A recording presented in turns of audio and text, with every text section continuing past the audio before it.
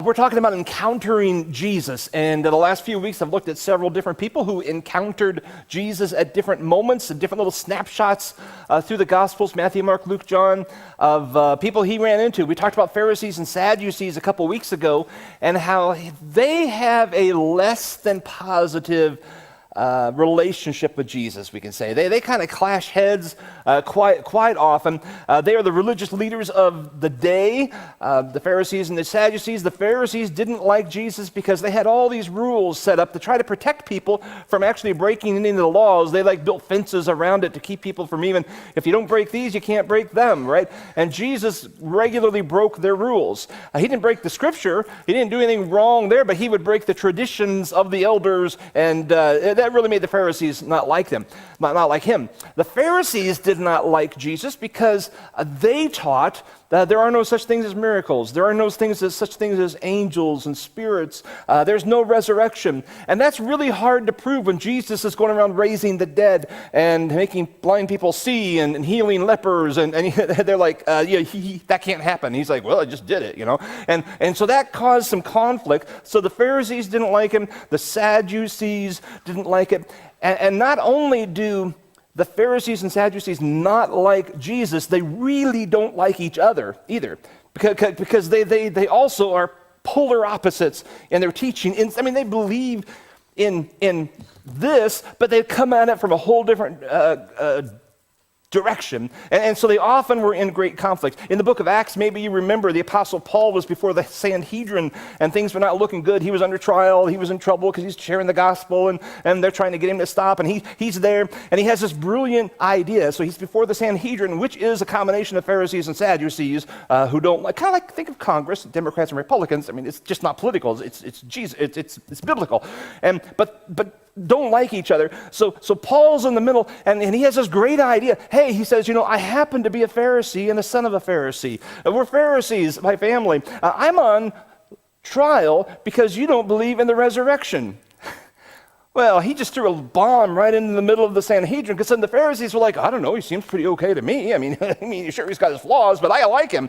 And the Sadducees, they're going like, they're upset. They're all the more angry at him, and they start a big old argument. And the Bible says that this dispute became so violent in the Sanhedrin that the commander was afraid Paul would be torn to pieces by them. So he ordered the troops to go down, take him away, and by force, and bring him in to the barracks. So that's how much the Pharisees and Sadducees don't like each other. Think Republican, Democrat, Supreme Court nomination. They just don't like, they're just going to fight. You can say, I love kittens, and if one of them agrees, the other one's going to disagree, and they're going to fight about that. That's just what they are. But here's the thing. As much as they don't like each other, they don't like Jesus more. They can get together there.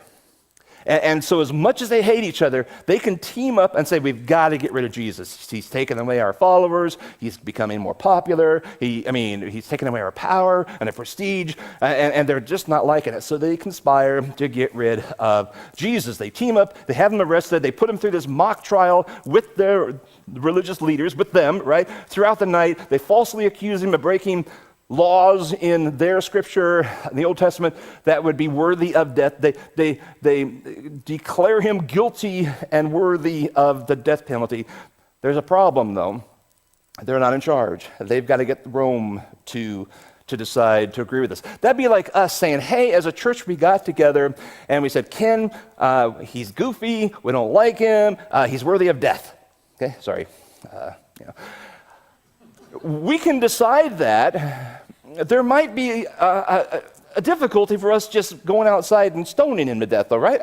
There's laws in the land we have to follow, and one of them is you can't stone Ken or crucify him. So, good day for you. So they've declared Jesus guilty, worthy of death, but now they've got to pass it through Rome. They got to convince Rome, and that's what they're going to do now. So they have their secret religious trial in the middle of the night. They send Jesus off to see Pilate, and this is going to be the encounter we're going to look at today. What happens when Jesus sees the government officials? The people who are totally secular, they're not part of the religious crowd. They don't really care one way or another what the Jews believe or what's written in this book. They're just government officials.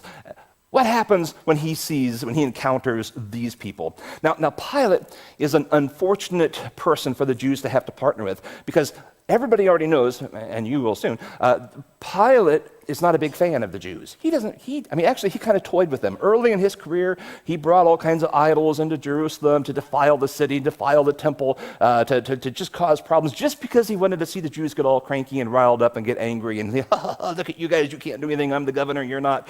And so he's not really the guy that you can go to and say, hey, we're really deeply convicted this guy needs to die because of our faith. He doesn't care about the Jews and about the Jewish law. So the Jews have to come up with a crime that is worthy of a Roman death sentence.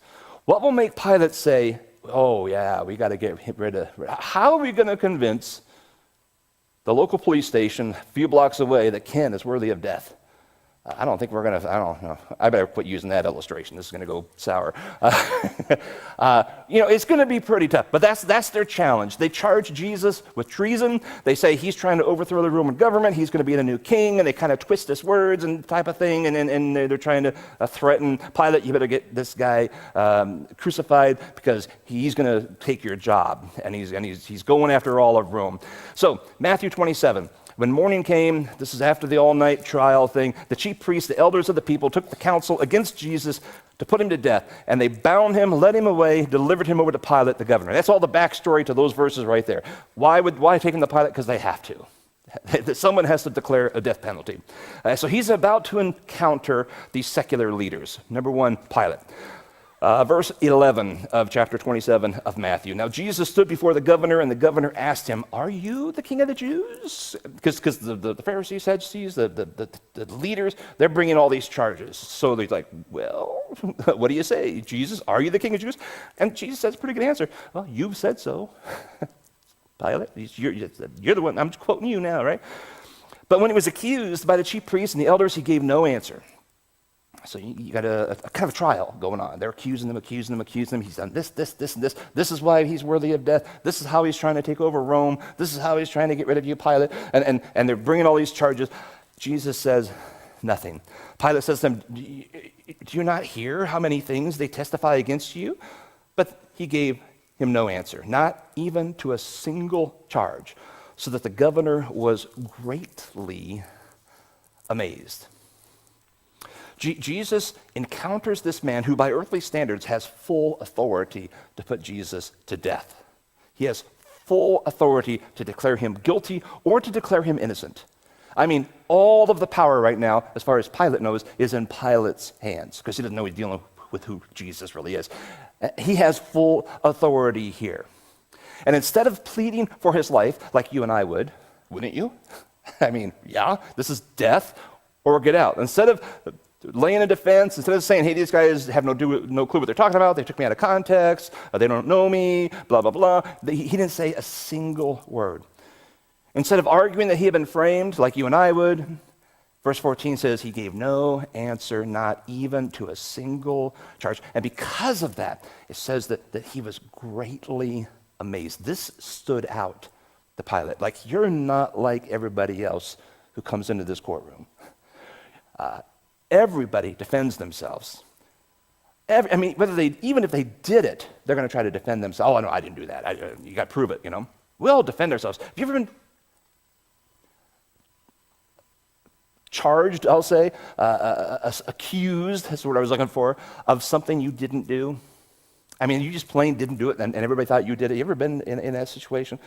I can remember in 6th grade, being accused of something. I mean, the first thing you do if you're accused of something is you clear your name. Well, I didn't do that. Oh, this person said I did that. I didn't do that. Even if you did do it, like I said, you're going to try to clear it. But I can remember in 6th grade, there's a guy standing next to me. I'm sitting at my desk, and he's kind of sitting to my left, and I'm on I'm on the outside aisle. The desk is up there, the teacher's desk, and we're all back here. I'm here. Here's the wall. And he's standing next to me, and I don't know who he was talking to, but he was being goofy. He decided, I'm going to hold my breath as long as possible. This is going to impress everybody, and everybody think I'm a hero, and it's great. So he holds his breath.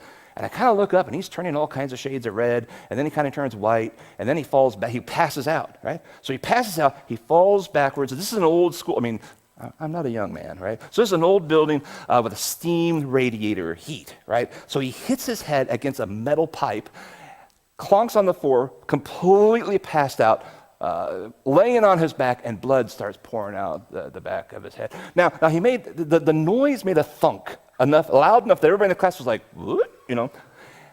All they know is Harold was his name, is laying on the ground, blood pouring out of him, and I'm sitting next to him. And so the teacher runs over, what's going on? I gotta save his life. I know he's got, what happened here? And everybody says, he did it. I'm going, I was probably drawing a little comic or something. I mean, it was like free time or something. I had nothing to do with it. So immediately, I lay out my defense. He was holding his breath. I don't know what he was doing. He was just being goofy. I don't know. He's being silly. He was trying to show off. I have all these things. I didn't do it. I was nowhere near him. You pushed him. I didn't push him. He's too far away. I had all these things. No one believed me. I got in trouble. And here's the deal. Life was not on the line for me. I don't even know what the punishment was. I was definitely accused of it. But the false accusation is a bigger memory to me than whatever the punishment was. Because I think secretly the teacher thought, I wasn't the guy going around fighting everybody. It's probably that just didn't fit my character. But he had to do something. So I had some type of punishment. But nonetheless, I sure tried to defend myself. Now, Jesus isn't worried about detention. He's worried about death here. Death is on the line, right? Death. And he says nothing. Pilate knows he himself, in his mind, has the authority and power of the future of Jesus. And he's not saying a word. So he is greatly amazed. Like, what is it with this guy? This doesn't make sense. It stands out to him, it impacts Pilate, and he's genuinely moved by Jesus' silence. Now you and I, we know the rest of the story. We know what was going on. Jesus wanted to die. He came to die. That was his purpose for his birth in the first place. The cross was in mind since back in Genesis at the curse. The curse needed a cross, right? And so Jesus was there, and it was about to be the climax of his ministry. So Jesus knew exactly what was going on, and that's why he was doing what he was doing. He had to die. He had to push the buttons of the Pharisees and Sadducees to get them all mad, so they would put him to trial, so he would go to Pilate, and he would remain silent, so Pilate would have no choice. And so this all led to the cross, but Pilate doesn't know all of that. He's just going, man, this guy, there's something about this guy. Now, Pilate can't find anything worthy, however long this trial lasted, he can't find anything worthy of death to Jesus. He's just not guilty. He's heard the defense, there's no defense, he's heard the accusations, and it just doesn't match up, it just doesn't work. So he tries 3 attempts to keep from sentencing Jesus to death. Yeah, he does everything he can. Attempt number 1, he tries to pass the buck to Herod. He's like, wait a minute. Herod's in town, they're in Jerusalem, big feast is happening, people are in town, government and all that stuff, it's big, busy time. Isn't Jesus under his jurisdiction? That's what Luke 23 talks about. When Pilate heard this, he asked whether the man was a Galilean. When he learned that he belonged to Herod's jurisdiction, he sent him over to Herod. He had a local palace. And he went to Herod, who was himself in Jerusalem at that time. When Herod saw Jesus, he was very glad, for he had long desired to see him because he'd heard about him and was hoping to see some sign done by him. So he questioned him at some length, but he made no answer. The chief priests and the scribes stood by vehemently accusing him. Herod and his soldiers treated him with contempt and mocked him. Then, arraying him in splendid clothing, he sent him back to Pilate, and Herod and Pilate became friends with each other that very day, for before this they had been at enmity with each other. Once again, Jesus is questioned by the government authority. Once again, he's under trial. Once again, he remains silent under his accusers. Now, Herod had heard that Jesus was this great miracle guy. So he's like, this is going to be awesome. I've got the circus freak show in my courtroom. So he's thinking Jesus is going to do some tricks. He's going to do some stuff. And so I'm sure some of the questioning was trying to get him, hey, can you do this? Hey, can you do that? Come on, can you do that? And nothing. There is no show that Jesus puts on for him at all. He does nothing. Side note. I don't know where you are with your faith, but if in your faith your waiting for Jesus to show up and do some tricks for you before you'll really believe, you might be disappointed. He generally just doesn't work that way. If you're thinking, well, if he just heals my grandpa, then I'll believe. Or if he helps my dog not get sick, or whatever. People come up with all kinds of things. If he just shows up in my room and speaks to me, then I'll believe. He's in front of Herod with his life on the line. All he has to do is a fun trick, and he didn't do anything. It's a good chance he won't do that for you. He spoke everything you see into existence. He died on the cross for you. How much more do you want for him? He gives you a sunrise every morning to enjoy. He gives you birds to listen to and butterflies. He gives you everything you need. Don't expect more from him. There's an element of faith when it comes to our faith, right? So I just say that to kind of buffer your expectations. Here's the second attempt of Pilate. He offers to punish Jesus because he sends him to Herod, hoping Herod will take care of it. Herod's like, I don't see anything wrong with him. Sends him back to Pilate. So in Luke 23:13, Pilate, this is the second time he's before Pilate, calls the chief priests, everybody back together, calls the rulers and the people and said to them, okay, you brought me this man who was misleading the people, and after examining him before you, behold, I did not find this man guilty of any of the charges against him. He's innocent. He is just plain. There's nothing wrong with this guy. Okay? Verse 15, neither did Herod. He went through a second trial, for he sent him back to us. Okay? Herod examined him. I examined him. The guy is innocent. Just stop it. You're going to keep trying, and we're going to keep not finding anything wrong with him. Just accept it. He's okay. He says, look, nothing deserving death has been done by him. Verse 16, therefore I'll punish and release him. That's his second attempt. How about if we just beat him up, rough him up, warn him, throw you a little bone politically, and then let's just go on our merry way. He's not worthy of death. There's nothing he's done. Pilate makes it clear he's not guilty. He's okay. Been thoroughly questioned. There's no credible witnesses. The allegations don't match up his lifestyle and all the years that he's been out there as a teacher. He's done nothing wrong, certainly nothing worthy of death. How about I beat him up? Well, the Jews are like, no, that one's not going to work. They're on a mission. They want him gone. So Pilate offers a third attempt when that's not going to work.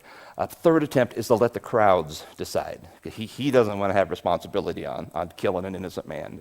He's not a guy of faith or anything, but he doesn't want to kill an innocent man.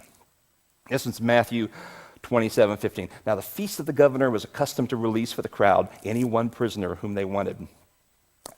And they had then a notorious prisoner called Barabbas. So when they'd gathered, Pilate said to them, who do you want me to release for you, Barabbas or Jesus, who's called the Christ? This is a no-brainer. Obviously Jesus. Let the innocent guy go, right? So he's got the crowd going, right? He knew there was out of envy that they delivered him. That's what the leaders, right? Besides, while he was sitting on the judgment seat, his wife sent him word to him, have nothing to do with that righteous man, for I have suffered much because of him in a dream. Now, the chief priests and the elders persuaded the crowd to ask for Barabbas and destroy Jesus. The governor again said to them, which of these two do you want me to release for you? They said, Barabbas.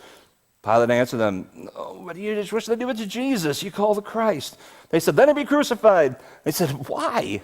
What's wrong with you people? Why? What's he done? What evil has he done? And they shouted all the more, let him be crucified. Mob mentality 101. That's all that's going on. It's been going on for centuries, goes on today. Mob mentality. All you need are a few strategically planned activists, religious leaders in this case. They can turn an entire mob against a man who's done nothing wrong, named Jesus. He's just plain done nothing wrong. He's innocent. Everybody knows it, but they get the mob all stirred up. They're ready to kill him, even though he's really done nothing wrong. They're shouting for his death and for the release of a hardened criminal. So Pilate gives in to the mob, chapter 27, verse 24. So when Pilate saw that he was gaining nothing, rather a riot was beginning, he took the water, washed his hands before the crowd, saying, I'm innocent of this man's blood. See to it yourselves. And all the people answered, his blood be on us and our children. I think that's one of the saddest verses in the entire Bible right there. His blood be on us and our children. Then he released for them Barabbas, having scourged Jesus, delivered him to be crucified. So Jesus encounters Pilate. Jesus encounters Herod. Encounters Pilate again. Series of trials, thorough investigation, innocent. They just can't find anything wrong with him. One last encounter with the secular people of power, people of prestige, people in leadership is the Roman soldiers. They watched him get beaten. They watched him go through some of the mockery he went through. They watched him carry his cross to Golgotha. They watched his life slowly ebb away from his body. They watched him take his last breath. They heard the things, the statements he made while he was on the cross. They heard the news, no doubt, of the curtain in the temple being split from top to bottom, and that had to be something that spread pretty quickly through the land. They felt the earthquake. They saw the rocks split. They saw the darkness, and Matthew 20:25 talks about dead bodies coming to life at the death of Jesus and coming out of the tombs. And it says after the resurrection, they went into the city to testify. I mean, they witnessed all these things, and look at the response of the Roman soldiers after encountering Jesus. Through all that, up through his death, in Matthew 27, verse 54, when the centurion and those who were with him, keeping watch over Jesus, saw the earthquake and what took place, all the little things I just said, they were filled with awe and said, truly, this was the Son of God. These are non-believers, you know. Now, you ask me, do I believe in Jesus? Of course. I'm going to tell you, yeah, I put my life on the line for Jesus. Well, I'm like the preacher, right? I preach the gospel. I mean, that's what I do. That's not going to be a big shock to you? Of course I believe. It's more shocking. Sometimes you hear preachers say they don't believe. That's what's kind of weird, but it happens, you know. So that's not a surprise if you hear me say that I believe. A Roman soldier? That's a whole different story. See, so don't just take my word for it. I believe Jesus is the Christ, the Son of the living God. I believe it with all my heart, all my soul, everything within me. But don't take my word for it. It says it in this book. That's good enough for me. Don't even take this word for it. I mean, you can, though. You can put your faith in this. Take it from a group of people who had no reason to believe in him and had no faith in him at all, who were not interested in his life in any way, shape, or form. They didn't hear him teach. They weren't following him around. They might have heard rumors, but even Herod's like, cool, finally get to meet this guy. You know, take it from them. Take it from Pilate. Take it from Herod. Secular governmental leaders who just didn't care said, this guy, there's nothing wrong with him. I don't know what you guys got going on. There is nothing. He is innocent. He's innocent. Who were amazed at his lack of effort to save his life. We know he needed to die. Take it from Roman soldiers who were executioners. I mean, that was their role in the Roman army. That's what they did. This was Monday through Friday. And this is their job. They take criminals, attach them to a cross, they mock them, they play games with it, they watch them die, they make fun of them, they gamble for their clothes and their property. It was no big deal to them. They embarrassed the people who are dying in front of their family and friends. And when they're done, they take them off the cross and throw them in a pile and let them rot. I mean, there's nothing vested in these guys with Jesus. But there was something different with how he died and how the world, the earth, responded to the death of Jesus. These Roman soldiers who, if anything, believed in Roman gods, when they encountered Jesus at his death, said, this is the Son of God. That's a big statement. Not a son of one of the gods, or, wow, he must have been one of the gods. We better quick make an idol that we can put him with the other ones. He said, this is the Son. Actually, it says they were filled with awe and said, he is the Son of God. They believed. Now, probably not the same way you and I do, and then but they understood something significant had happened. That Jesus was significant. If you're a believer in Christ, a follower of Jesus, I want to encourage you a little bit today. Your faith is not just a blind leap into some vague faith passed on to you from your parents, or that you read about in a book that, where'd that come from? It is based on heaps of evidence from people who saw Jesus firsthand. From people who lived with him, who watched him, who observed him, who put him under trial, who examined him. They became believers. Roman soldiers saying, whoa, something significant just happened when Jesus died. They could not deny what they saw. They could not deny what they heard or experienced. The man who actually sentenced him to death washed his hands of the situation, going, man, this is not right. He should not die. He knew beyond a shadow of a doubt Jesus was innocent. He was just too cowardly to do anything about it. Afraid of the riots, afraid of what people might do, and it was just easier to let him die. So he let an innocent man die. The men who drove the nails into his hands came to faith. Even some of the religious leaders that we talked about a couple of weeks ago, and talked about in the beginning today, Pharisees and Sadducees, even some of them later on examined the evidence and said, this is a real deal. The Apostle Paul was a Pharisee. A Pharisee. And later on said, you know what, this Jesus, it's the real. So we're 2,000 years removed. Just be encouraged. Your faith is based on real stuff, not just stories or not just churches that have passed down little cute things. I mean, it is real people who met him and changed their lives. If you're not a believer this morning, maybe you're playing with it, maybe you've always kind of wondered or doubted, but you're just not really sure, just haven't engaged, you haven't investigated like Herod did and Pilate did, and you haven't put him on trial or anything, I would ask you to honestly ask yourself, what's holding you back? It could be pride. It could be a hurt from your past. Maybe someone, a Christian, hurt you or are treating you poorly, and you're like, man, if that's Christianity, I don't know if I want that. We're not all perfect. Just understand that. We're just people. And we're struggling with life just like you are, and sometimes we do dumb things, those of us who are believers, and that's why we go to the cross, and continually get forgiven. Don't let that stop you from putting your faith in Jesus. Sometimes churches let you down, sometimes leaders let you down, sometimes it happens. Let me challenge you, if you're in that category of not really believing this stuff, to honestly look at the Gospels, Matthew, Mark, Luke, John. Honestly read them with an open mind. Just say, okay, Jesus, what do you got to show me? Who are you? Find out who he is before you reject him. Don't just because your friends reject him or your parents or your neighbors or whatever, laugh at him. That's not a good reason to reject him. Find out for yourself. If these unbelievers we looked at today, powerful people who had nothing to gain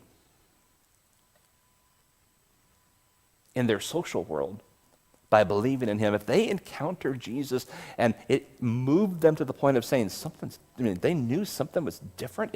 I don't want to say they became believers like in a Christian faith kind of way, but they became believers in him.